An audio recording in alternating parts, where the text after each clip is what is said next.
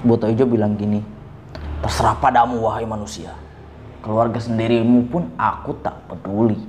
Ingat, setiap saat aku memintanya, kau harus mempunyai apa yang aku cari. Dua orang pengikutku yang lain sudah memberikanku gadis muda, tapi kau belum pernah memberikan itu untukku. Dan sekarang birahiku sedang naik. Halo rakyat Nusantara sekalian. Apakah kalian suka cerita-cerita yang horor? Jika kalian suka, baiklah, akan saya bawakan. Tapi sebelum itu, saya himbau kepada rakyat Nusantara sekalian untuk siapkan imannya. Karena saya akan menakuti kalian. Selamat datang kembali di Jejak Misteri ID. Gimana? Mengerikan gak? Dulur-dulur, kenalin, nama gua Malim. Dan mulai saat ini di Jejak Misteri ID, gua akan menceritakan kisah-kisah yang menakutkan, tapi kalian suka. Disclaimer dulu, jadi cerita-cerita yang gua bawa itu berasal dari aplikasi. Nah, maka dari itu Jejak Misteri ID akan mencoba untuk ngebungkus, mengemas cerita-cerita horor supaya kerasa horornya. Gitu. Oke, langsung aja. Jadi cerita pertama yang akan gua bawakan judulnya adalah Istriku Korban Pesugihan Buto Ijo. Dan karena ceritanya baru mau mulai nih, sekarang baca doa ini. A'udzu bikalimati tammati min kulli syaithanir wa hammati wa min kulli ainil lammah. Ayo kita mulai.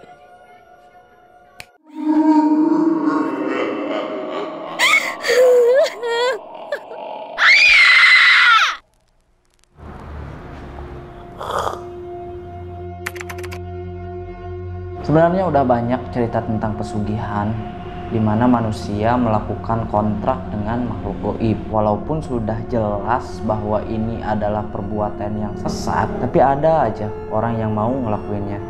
Nah, cerita ini didapat dari seseorang, sebut aja Rahmat. Rahmat ini diam-diam suka mengamati tetangganya.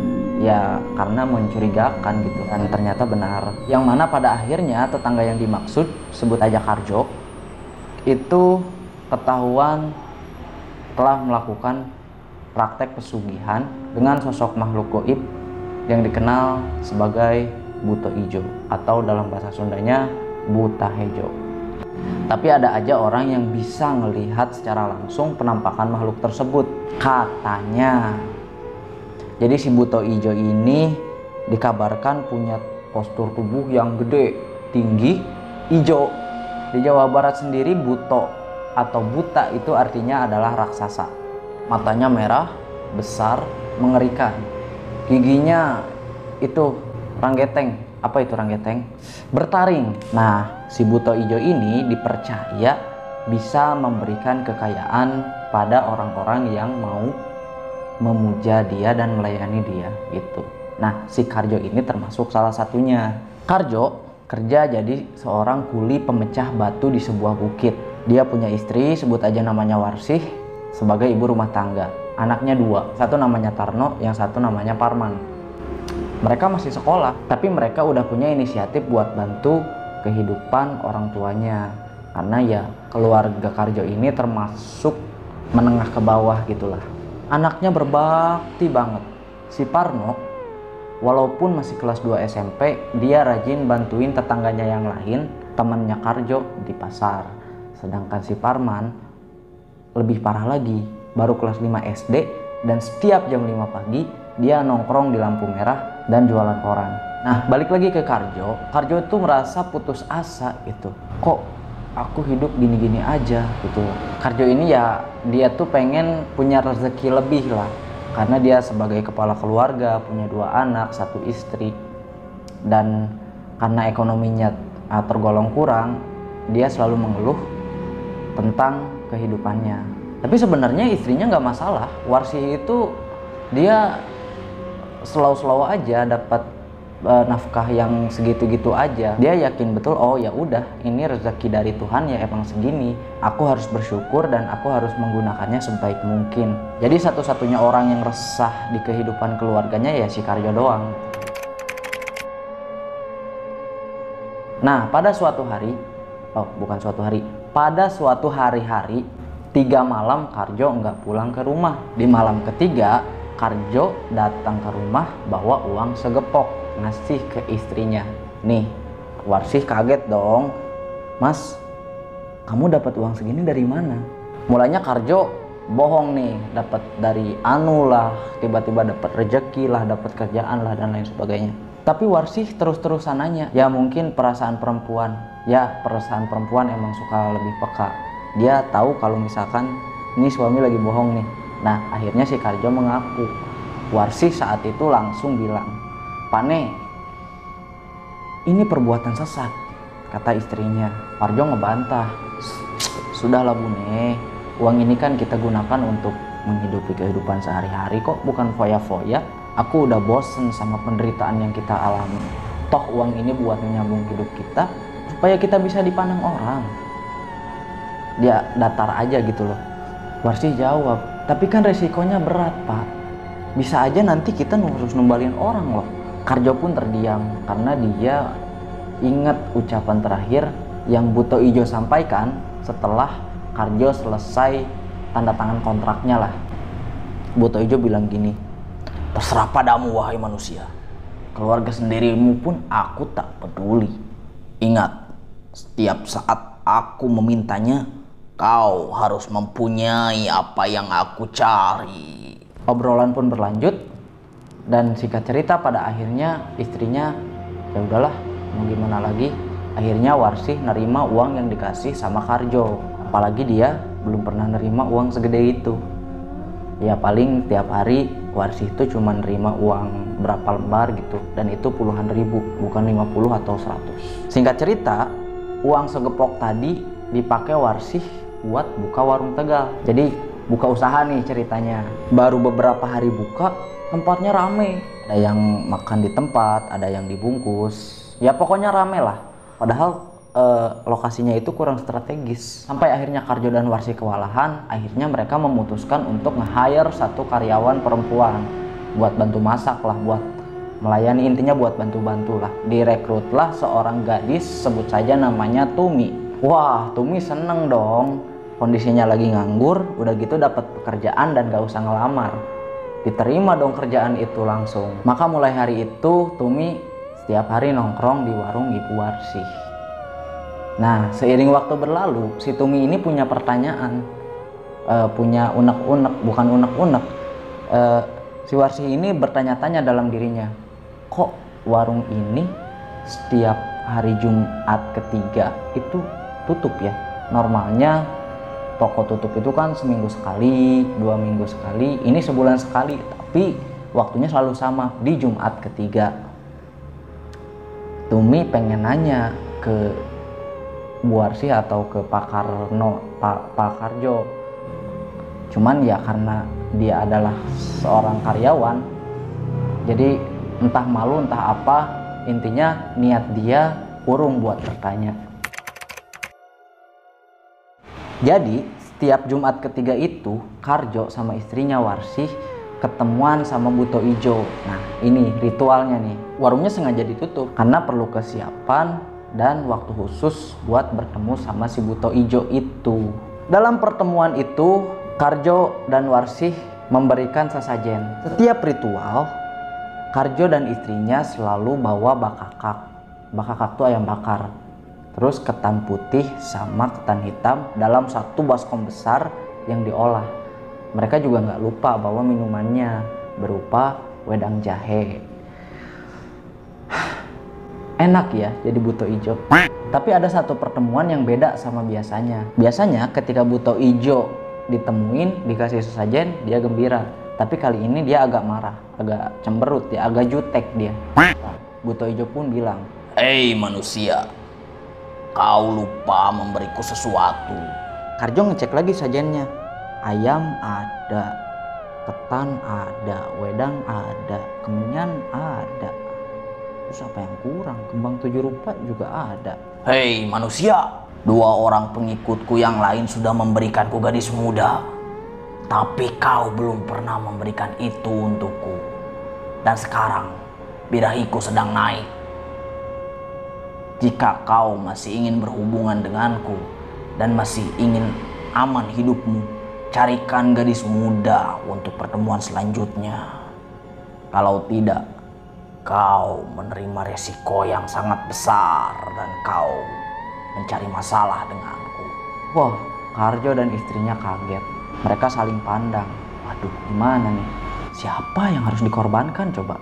Pun kalau ada yang dikorbankan, artinya Karjo dan istrinya melakukan pembunuhan. Karena tumbal itu kan nyawa yang diserahkan. Singkat cerita mereka pulang lah.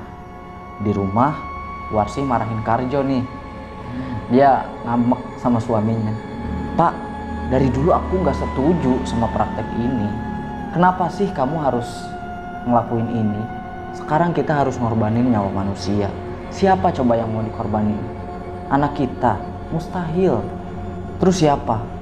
Tumi, karyawan kita. Ayolah Pak, dia itu masih gadis. Kasian, udah gitu dia kerjanya rajin banget lagi. Masa etos kerja yang bagus kita balas dengan ngebunuh dia? Kan sadis Pak. Terus kita mau ngomong apa ke orang tuanya di kampung nanti? Pasti keluarganya nggak terima. Dan bla bla bla bla bla bla bla. Karena Warsih cemas. Perempuan emang gitu ya. Nah si Karjo ini ternyata kagetnya cuman di tempat ritual doang. Udah balik ke rumah dia woles aja gitu. Sudahlah Bu, kau tenang aja. Serahkan sama saya, dia kata Karjo tuh. Dan pada akhirnya Tumi yang gak tahu apa-apa pun dikorbankan, dijadikan tumbal untuk dikasih ke Buto Ijo. Allahu Akbar. Sontak warga pun gempar karena si Tumi ini matinya misterius. Udah misterius, mendadak lagi. Karena 5 malam tiba-tiba menghilang dan gak ada kabar sama sekali. Gak ada CCTV yang ngeliat dia lagi digimanain, gak ada orang yang tahu dia kenapa, gak ada rumor-rumor sakit atau ada kecelakaan atau masalah whatever.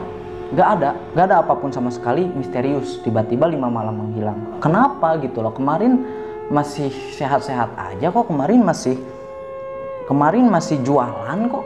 Ini tiba-tiba hilang gitu loh, tiba-tiba mati. Kenapa gitu loh? Keluarga Tumi apalagi? Tiap hari si Tumi ini selalu ngirim SMS, Bapak, Ibu, aku baik-baik saja di sini. Tiba-tiba hilang. Tiba-tiba ada kabar bahwa Tuminya meninggal. Wah, nggak kaget gimana tuh keluarganya.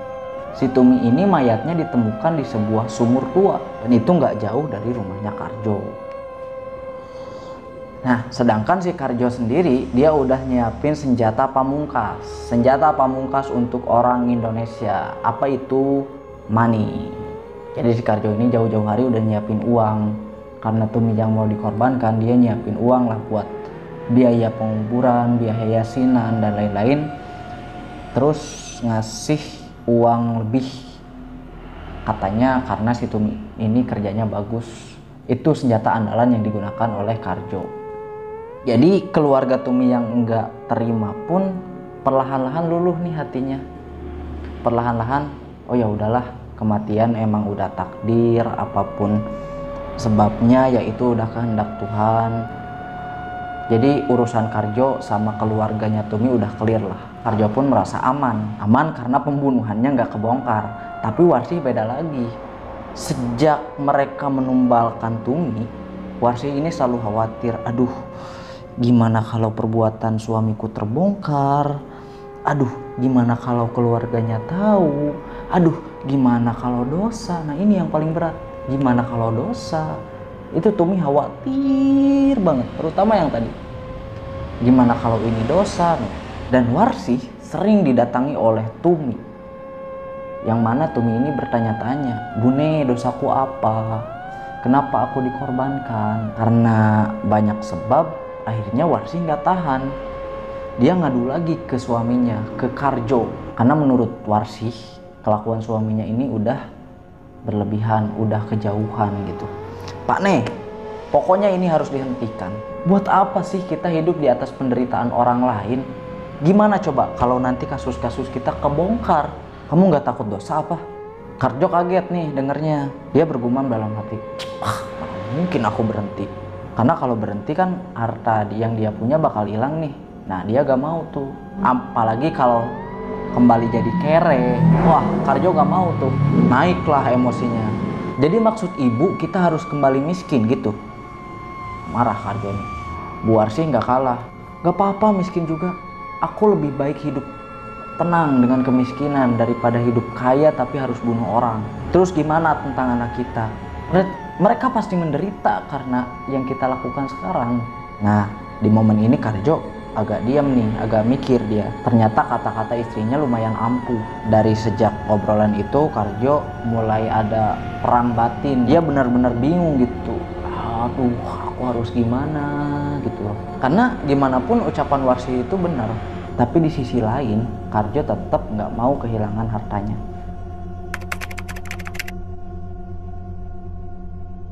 Sialnya, keputusan yang Karjo ambil itu negatif. Dia tetap melakukan pesugihan. Tapi si Karjo ini dapat senjata makan tuan. Karena terus bersekutu sama Buto Ijo, terus dapat kekayaan yang banyak. Akhirnya dia sendiri yang terlena. Semakin sini dia semakin sering pergi ke hiburan. Buat refreshing katanya. Tapi karena aktivitasnya yang sering pergi ke hiburan, entah itu karaoke, entah itu acara, entah itu shopping, apapun, dia lupa bahwa di setiap bulan, setiap Jumat ketiga harus nemuin Buto Ijo ngasih sajen. Dan itu terjadi berkali-kali, berbulan-bulan. Buto Ijo marah sama si Karjo ini. Singkat cerita, pada suatu subuh, Karjo baru pulang dari tempat hiburan. Mungkin kalau di kita tempat karaoke ya. Karjo sengaja bawa kunci sendiri supaya nggak gangguin istrinya yang lagi tidur. Karena subuh-subuh kan. Dan ketika Karjo buka pintu rumah, dia masuk. Dia ngerasa aneh. Kok subuh-subuh gini ada suara ya? Dan semakin saat dia ngikutin suara itu, ternyata suara itu datang dari kamarnya. Karjo penasaran dong, subuh-subuh gini ada suara apaan gitu loh. Dari kamar lagi. Karena pintu kamarnya nggak dikunci, Karjo pun buka pintu. Dan Allahu Akbar, apa yang Karjo lihat membuat dia histeris ketika dia nggak percaya sama penglihatannya sendiri. Ranjangnya bergoyang dan dilihatnya Warsih lagi menggeliat-geliat. Dan saat itu juga Warsih langsung terkulai lemas dan menghembuskan nafas terakhirnya. Udah gitu, tubuhnya langsung kejang-kejang dan kaku dalam keadaan naked. Gimana kagetnya Karjo. Dia langsung meluk istrinya, dia teriak-teriak, dia bangunin istrinya nggak bangun-bangun. Dia teriak-teriak lagi. Akhirnya tetangga-tetangga pada denger, mereka pada datang, wah ada apa nih? Alhasil subuh yang tadinya hening jadi rame tuh. Tapi sikap dari tetangga Karjo itu beda-beda. Ada yang istighfar, ada yang nengok doang. Iya biasa aja. Dan cerita selesai. Penulis nggak meneruskan bagaimana nasib keluarga Karjo ataupun kehidupan di situ, tapi penulis cukupkan sampai di sini aja. Tamat, the end. Ada banyak pelajaran yang bisa diambil dari kisah itu. Pertama, ada sebab akibat. Kedua, intinya adalah apapun yang terjadi, apapun kondisinya, yang namanya pesugihan itu adalah praktek yang tidak benar. Bagaimanapun makhluk gaib yang dimaksud itu adalah setan. Dengan kata lain, kalau kita melakukan ritual dengan setan, sama aja kita menyembah setan. Dan itu adalah musyrik, teman-teman. Dosa paling besar. Bukan sebisa mungkin lagi. Jangan melakukan itu. Aku sendiri, semoga Allah menguatkan pendirianku, lebih baik aku mati daripada harus melakukan itu. Karena kehidupan dunia ini sementara. Yang abadi adalah di akhirat nanti. Dan yang menentukan keabadian kita akan seperti apa adalah apa yang kita lakukan hari ini. Kalau kita melakukan kemusyrikan, di akhirat nanti kita akan disiksa di dalam neraka, dibakar untuk selama-lamanya. Khalidina fiha abada, kekal di dalamnya selama-lamanya. Kekal itu apa? Kekal itu abadi. Jadi intinya adalah jangan pernah melakukan itu. Sekali lagi, apapun yang terjadi, jangan pernah melakukan itu. Oke, sekian aja video kali ini. Semoga menghibur dan semoga bermanfaat. Silakan tuliskan komentarnya di kolom komentar. Malim di sini pamit. Sampai jumpa di konten berikutnya. And see ya. Wassalamualaikum warahmatullahi wabarakatuh.